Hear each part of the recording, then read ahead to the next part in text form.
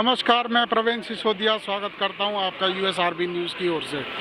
और यहाँ पर जैसा कि देखा जा रहा है, सभी सपाई दल के कार्यकर्ता और अध्यक्ष और उपाध्यक्ष और सभी लोग जितने भी सपाई हैं, आज एक बहुत बड़ी जनसभा होने वाली है टप्पल में।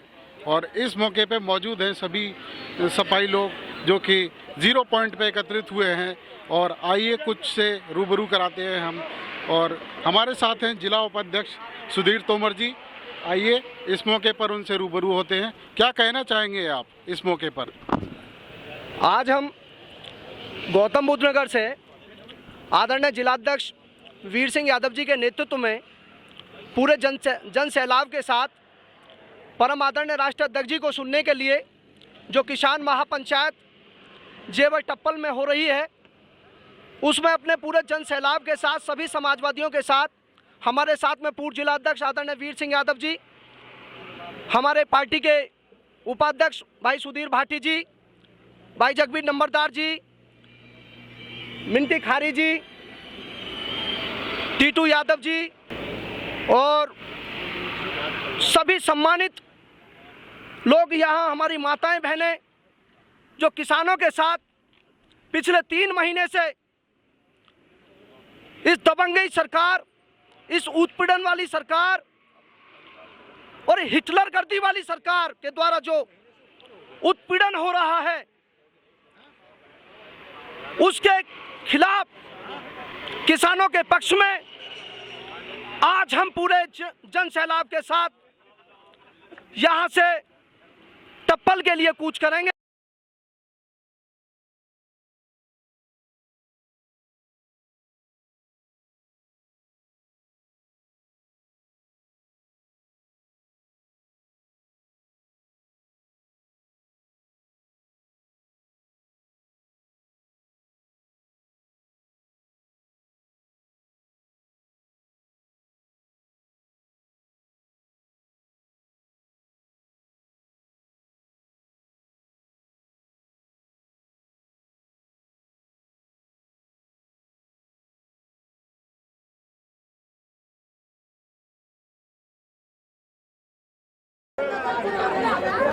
जिस दिन से हमारे किसानों ने आंदोलन शुरू किया है, जिस दिन से ये आंदोलन किसानों का शुरू हुआ है, कोई भी राजनीतिक दल पार्टी बनी रही होगी, उसने एक ही नारा दिया, जय जवान जय किसान। और जब मैं इस महापंचायत में देख रहा हूं तो हमारे बहुत सारे बुजुर्ग किसान बैठे हैं, ये नौजवान दिखाई दे रहे हैं। और आज ये मैं कह सकता हूं, जब आंदोलन का 100 दिन हो गए, दिल्ली में किसान बैठे हैं, जब 100वां दिन आज शुरू हो रहा है, मुझे पूरा भरोसा इन किसानों और नौजवानों पर। ये किसान और नौजवान तब तक संघर्ष करते रहेंगे जब तक देश का ये किसानों का 3 कानून वापस नहीं हो जाएंगे। और हम अपने किसान भाइयों को भरोसा दिलाते हैं कि ये लड़ाई जरूर आपकी है, ये लड़ाई किसान भाइयों आपकी जरूर है, लेकिन इस लड़ाई से हमारे भारत का और हमारी भारत की मिट्टी का भविष्य जुड़ा हुआ है, इसलिए हम आपके साथ ईमानदारी से खड़े हुए हैं। सोचो, कभी हमारे बुजुर्ग यहाँ बैठे हैं, इनकी पीढ़ी दर पीढ़ी खेती करती आई है। एक पीढ़ी ने खेती की, अपने दूसरी पीढ़ी को खेती के लिए तैयार कर दिया। क्या हम बिना खाए हम कितने दिन जिंदा रह सकते हैं? और ये जो सभा में आए हैं, हम जानते हैं सभा कई बार चलने लगती है तो हम मंच पे कहते हैं कि देखो खाने का समय हो गया है, पेट खाली हो गया, इसलिए लोग जा रहे हैं। सोचो, अगर खाना नहीं होगा, खेती नहीं होगी, तो जीवन कैसे चलेगा? इसलिए खेत में काम करने वाले किसान हमारा जीवन चलाते हैं। हम लोग जिंदा इसलिए हैं क्योंकि हमें इनकी मेहनत से खाने को मिलता है। में बंद रह करके अपनी बीमारी से बचते रहे। हम लोग वैश्विक महामारी की वजह से कहीं निकल नहीं पाए, हमारा कारोबार ठप हो गया। हमारे आपके छोटे दुकानदार, ठेला लगाने वाले, रिक्शा चलाने वाले, ऑटो चलाने वाले, गरीबी में जीवन यापन करने वालों का सब कारोबार खत्म हो गया। वो कारोबार नहीं कर पाए। अगर उस समय भी वैश्विक महामारी के सामने कोई अपने खेत पर निकला तो वो केवल किसान था, और किसान की वजह से आज हमारा देश बच गया। ये जो सरकार कभी कभी आंकड़े दिखाती है कि हमारी अर्थव्यवस्था ऐसी है, अगर अर्थव्यवस्था को हम देखें अपनी, और ईमानदारी से मैं कहना चाहता हूं, चाहे ये पत्रकार हो, ये भी जानते हैं ईमानदारी से, अगर हमारे किसानों ने खेतों में काम नहीं किया होता तो हमारा देश बर्बादी की कगार पर चला जाता। हमारे देश में को दुनिया में अपमानित होना पड़ जाता। ये किसान है जिन्होंने हमारे देश का सम्मान बचाया, उस वैश्विक महामारी में अपनी पैदावार को कम नहीं होने दिया, ईमानदारी से काम करते रहे। और वैश्विक महामारी आई, हमने आपने मुंह बंद कर लिया। हम लोगों ने ऐसे मास्क बनवाए, नाक और मुंह बंद हो गया। इस बीमारी से बचने के लिए बताओ, हमने आपने अपने नाक और मुंह बंद किए कि नहीं किए? बताओ। कोई नहीं बचा, डर रहे थे कि पता नहीं क्या हो जाएगा। लेकिन किसान भाइयों, नौजवानों, हम आपसे जानना चाहते हैं कि वैश्विक महामारी ने हमारे नाक और मुंह बंद करा दिया, लेकिन पता नहीं किन लोगों ने भारतीय जनता पार्टी की आंख और कान बंद कर दिए हैं, जिन किसानों की ये सुनवाई नहीं कर रहे और तकलीफ और परेशानी को देख नहीं पा रहे। कौन है जिन्होंने इनकी भारतीय जनता पार्टी के सरकार में बैठे लोगों की आंख बंद कर दी है?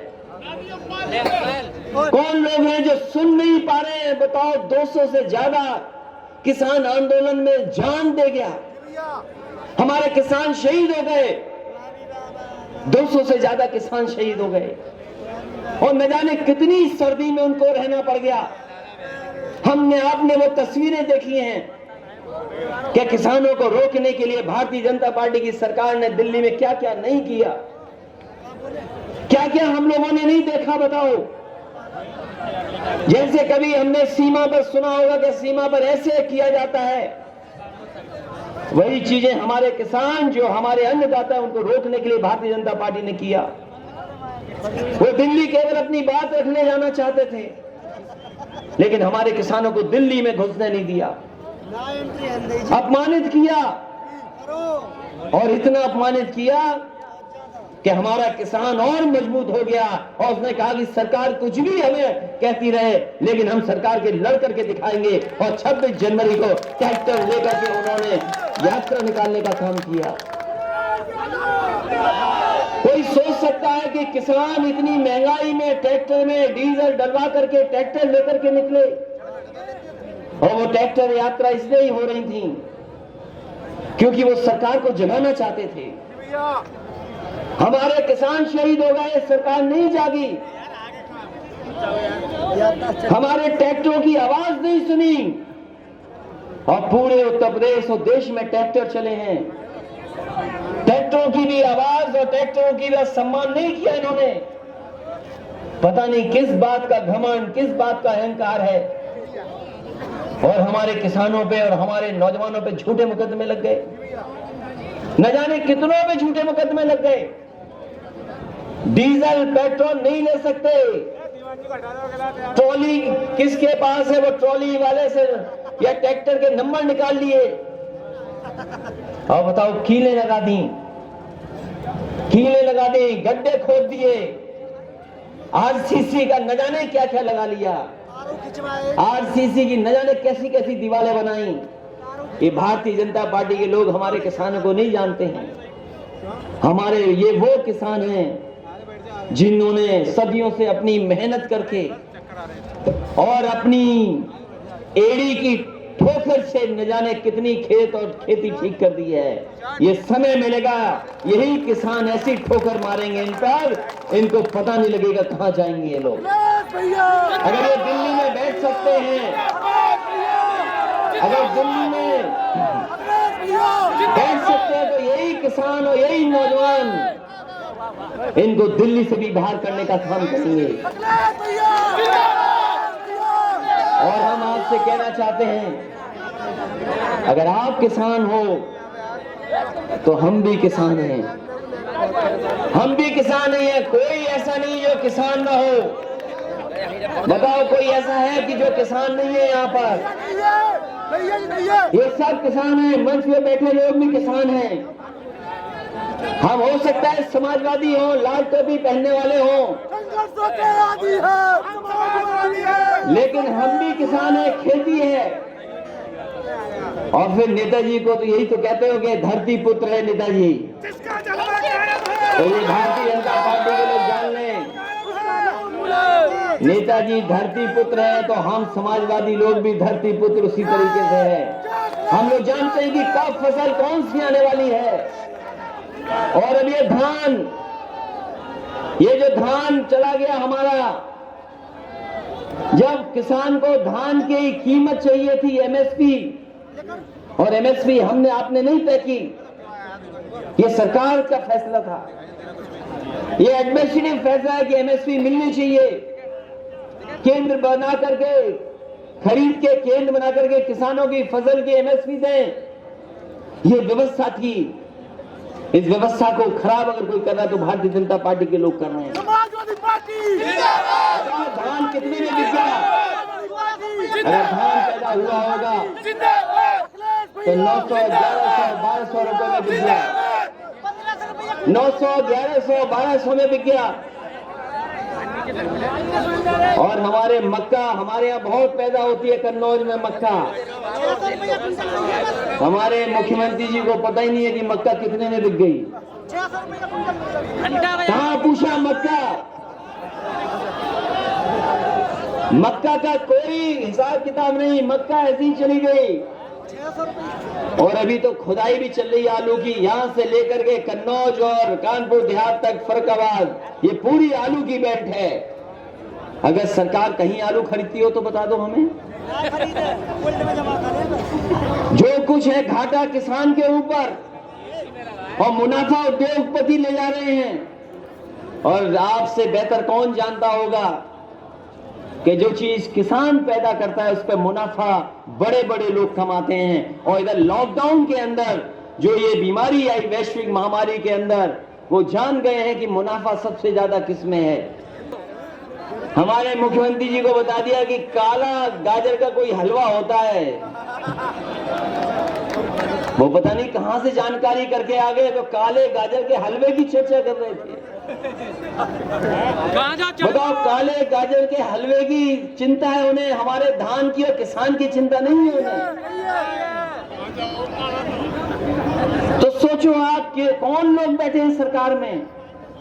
और अभी ठीक कहा आदरणीय रामजी लक्ष्मण जी ने कि देश में 42,000 मंडी होनी चाहिए थी, 42,000 मंडियां होनी चाहिए थी। ये हमारी जो कमीशन बैठे थे उनका रिपोर्ट है, और रिपोर्ट को सरकार ने स्वीकार किया। समाज की नींव रखी है, सेहत का वरदान है।